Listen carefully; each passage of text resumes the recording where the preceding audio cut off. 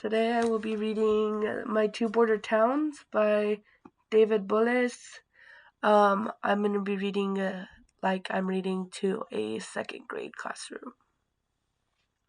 My Two Border Town by David Bullis, illustrated by Erica Meza.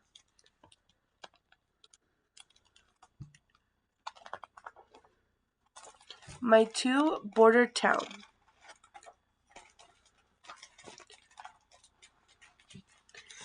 Every other Saturday, my dad wakes me up early. Come on, mijo, he says. Vámonos al otro lado. The other side is not so far away, just down the road right past my school. Mama gives us a kiss and a list. It's different every time we go. I grab my special bag, hold it tight as I follow my dad, thinking of what's inside for my friends.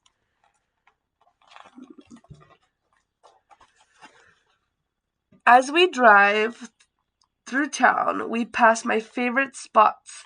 Neighbors line up early for Daisy's yummy pastries.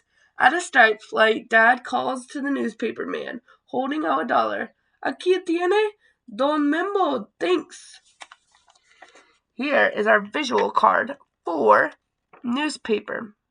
A newspaper is a printed paper sold with stories about its area. Usually, sometimes your parents might watch the news on TV. The newspaper is like in the news on TV, but printed, like a book. Before I knew it, we reached the broad river, a watery serpent that glinted with the dawn. Dad reminds me,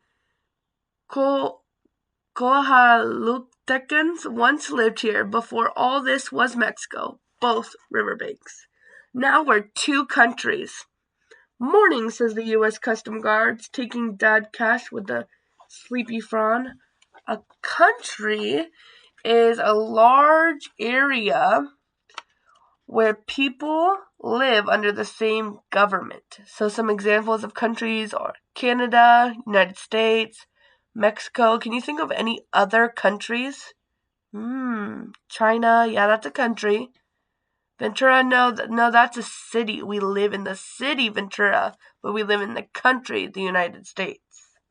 Country, or in Spanish, países. This book mentioned something. It mentioned the word U.S. Custom Guard. Does anyone know what a U.S. Custom Guard is? Well, a U.S. Custom Guard is like an officer that stays that works at the border, the place between two countries, and helps to keep us to keep it safe. On the other bank, the great eagle greets us. Dad waves at the soldiers as they tip their cap. No one searches through my bag this time. I say thanks to the Virgin.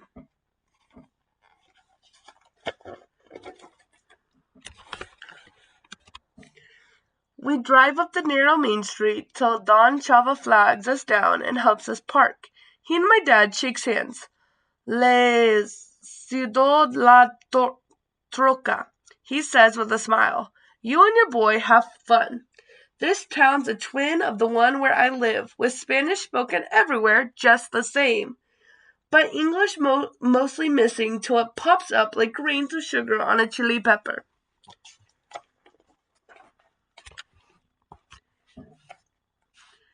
We have breakfast in our favorite restaurant. Dad sips café de olla while I drink chocolate. First up on the list, my dad announces, we visit your tios and pick up Mom's earrings.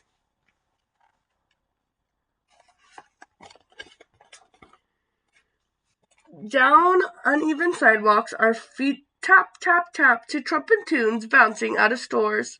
We weave our way through street-side stalls, chatting with vendors, promising we'll be back.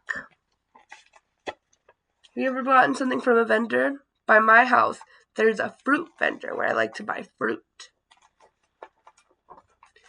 When we reach my aunt and uncle's jewelry shop, I give them big hugs and high fives to my cousins. Tio Mateo starts complaining about the town's mayor. My brain gets bored, so I can't stop my yawns.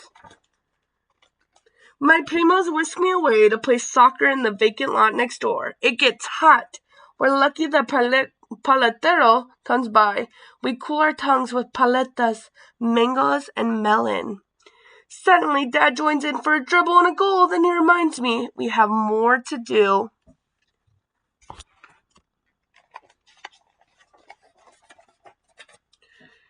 Walking back, we check our list. For ourselves, we need Mexican Cokes, avocados, and jars of honey.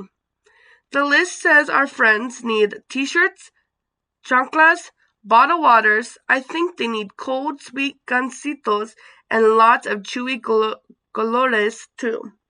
Dr. Sanchez has Mom's prescription ready along with other medicine that Dad requested. We load our truck up. Dad gives Don Chava a tip. Before we head home, there's one last stop. The most important visit, Dad says. I nod and pick up my bag, full of my favorite comics, notebooks, and pencils and game cartridges.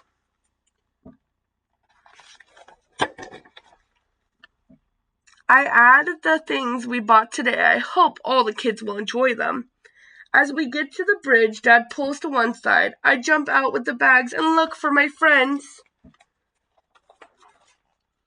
A line of people camp along the edge. Entire families from the Caribbean and Central Americans. Refugees, Dad calls them, stuck between two countries. A refugee is a person forced to leave their country for their safety. It's not something they usually choose. It's because they have to be safe. The U.S. says there's no room, and Mexico says it can hardly look after its own gentes. Elder sees me and rushes me over. His hair is longer than when we first met them, almost 6 months back. Ascre, he shouts, Mikato. I reply. We do our special handshake, and I give him a hug. Elder's dad joins my dad in the truck. The line crawls on. I show Elder each item, explaining my choices. We give his mother the medicine. She tells me a joke, and the other kids gather to borrow comics. Dad honks. Till next time, amigo, I say, hugging Elder and heading for the truck. An hour goes by. Before we're halfway across, we take out our passports, cards that give us the freedom to travel back. Here's our visual card, passports. Like he said, a card or document that identifies you and allows you to leave and enter new countries. Or, in Spanish, pasaporte. I wish Elder could come to our town, I whisper. We could jump on my trampoline and draw our own comics. Soon, mijo, Dad said. It's unfair to make him wait, since our country has room for his family right now. But when they get their chance at last, we'll welcome them with open arms. All the way home, I imagine a wonderful day when all my friends from the other side can go back and forth between my two border towns, just like me. The end.